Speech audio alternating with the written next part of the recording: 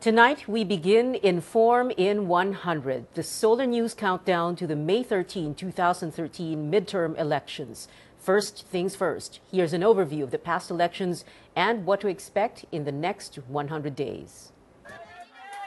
The May 13 elections will be only the country's second automated elections. The first was the May 10, 2010 election. If Filipinos had gotten used to manual elections where it would take 3, sometimes 4 weeks before the country knew who had won, then 2010 was a most welcome relief. Results were coming in at an unprecedented speed, a few hours after the polls closed. And in a country where no one loses an election and every loser was cheated, the unheard of happened. Presidential candidates were conceding so fast. So fast that citizens' arms, like the heroic NAMFREL of bloody elections in the distant past, the courageous NAMFREL that did a quick count of the votes, got its wish to be obsolete.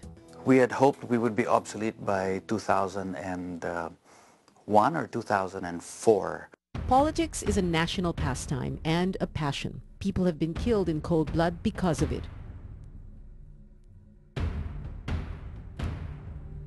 Which is both strange and makes plenty of sense in a country that analysts have said a long time ago considers elections as safety valves, a way by which we let off a little steam every 3 years until it's time to go back to our everyday lives. And so in a little over a week and a half, the carnival, the fiesta, the cockfight begins again.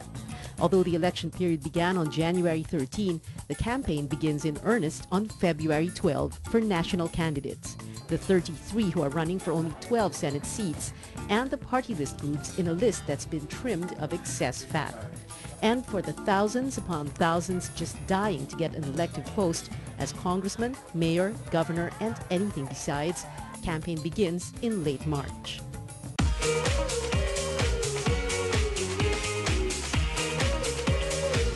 More fun in the Philippines. Elections, that is. Two main slates are slugging it out for the 12 Senate seats. One was the first to get its act together and has the three kings behind it. But the other has the country's biggest asset as its campaigner-in-chief and voiceover talent. Ang Team Pinoy, mga tunay na tweet sa daang matuwid. But these two slates not only have in common 3 candidates, but are seen as allies of a president who is extremely popular. Which then makes one conclude that the United Nationalist Alliance isn't exactly the opposition party, or so it tries its best to project. As one columnist put it, it's a battle of yellow versus yellower. But irony runs deep where Pinoy politics is concerned, making it more dizzying and confusing in the Philippines.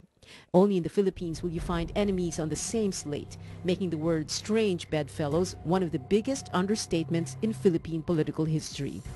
Only in the Philippines will you find new faces with old names, the bimpos, batang inihain ng mga magulang sa politika, as opposed to the trapos. Of course, only in the Philippines, if it's not the children, it's the wife, making franchise a political byword. Only in the Philippines is recycling not just about environmental awareness, and where returnees and veterans have taken on a whole new meaning. Only in the Philippines is the Senate not just a springboard to the presidency, but also a huge safety net when the presidency or the vice presidency wasn't meant for you. Only in the Philippines is having the best of both political worlds widely accepted.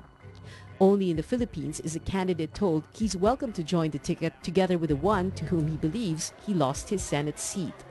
Only in the Philippines is there a huge dearth of candidates and the gene pool for senators so small that siblings or parent and child sit in the Senate together. Only in the Philippines is name recall not always about you, but about your more famous relative. And only in the Philippines are elections seen as proxy wars, as 2013 is seen as one between erstwhile rivals for the vice presidency in 2010, Mar Rojas and Jojo Binay, or a preview of a rematch in 2016. Then again, a candidate doesn't get voted into office unless we give him or her our vote. So much so that we've been told election after election to vote wisely, and to our dismay, don't find that name on the ballot. The COMELEC estimates that a projected 51 million Filipinos are expected to cast their votes on May 13. There is no official estimate yet for the number of new voters. Quite a number of them, though, as Pinoys are wont to do, registered, of course, at the very, very last minute. It's still going to be your friendly neighborhood PCOS machine you will encounter in your assigned precinct. When the polls close, the machine will count the votes. Canvassing of the election returns, the results of votes in the precincts, will be done at the municipal or city level. All local candidates will be proclaimed by local boards of canvassers. But the national candidates, senators, and party list will be proclaimed by the National Board of Canvassers, the Commission on Elections, sitting en banc. Some IT experts still insist there's something terribly wrong with the PCOS machines and Smartmatic, but the COMELEC says otherwise. In elections that have moved from antiquated and thoroughly fraud-prone to modern, quick, and fraud-free to a certain extent, from writing down names to shading ovals on a ballot, from taras to PCOS, the Filipino has come a long way. How much longer we have to go before elections are more than more fun in the Philippines, before we cease to accept that which is accepted as only in the Philippines, before we transform our elections from just a national pastime to a true test of a mature democracy, is really all up to each and every single one of us.